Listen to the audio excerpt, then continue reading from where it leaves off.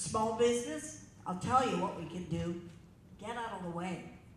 Small business has so many regulatory hiccups and impositions on things that they have take up their time, that is the fundamental thing we can do that will make the biggest change.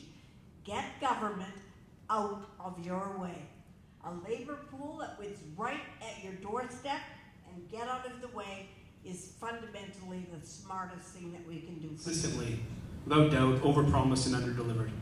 And we are failing in all aspects, whether it's housing, whether it's affordability, whether it's crime, whether it's healthcare. And we can't afford to fail for another 4 years.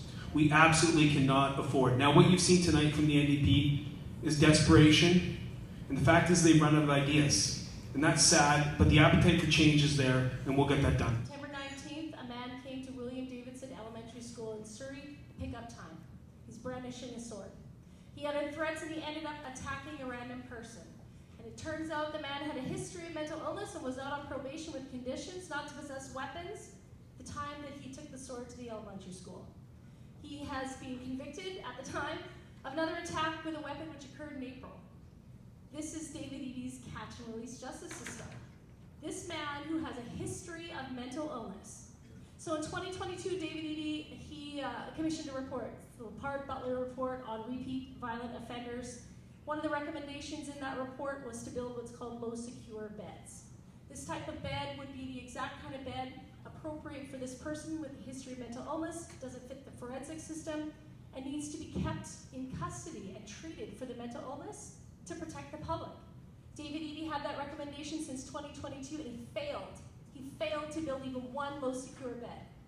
John Rustad's Conservative government, we're going to build those beds. We're going to truly address the root cause of crime. Because not every crime is just some evil person. Crime can be as a result of illnesses that David Eadie and his government have failed to treat and failed to respect for the last 7 years that they have been in power. 250 police positions they talk about are vacancies they did not fill, and they're simply funding now. I'm talking about Bill 44, which actually means that you can have 4 to 6 residential units on one residential lot. That's not supported in White Rock, that's not supported in Surrey. But again, and there is no public hearing for that, right? That is authoritarian to the extreme. You cannot do housing by putting your foot on the throats of taxpayers and municipalities like Bill 44. The Paris Climate Accord and accept it as what it is. You're the science denier. Because for the next 46 years, China and the Global South get to emit as much CO2 as they want. And in 2070, they decide what they're going to do about it.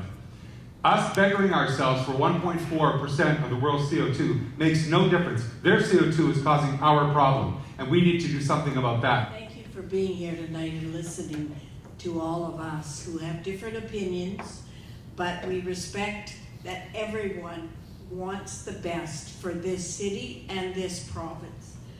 I would say to you right now that this is fundamentally the most important election that you will be voting on.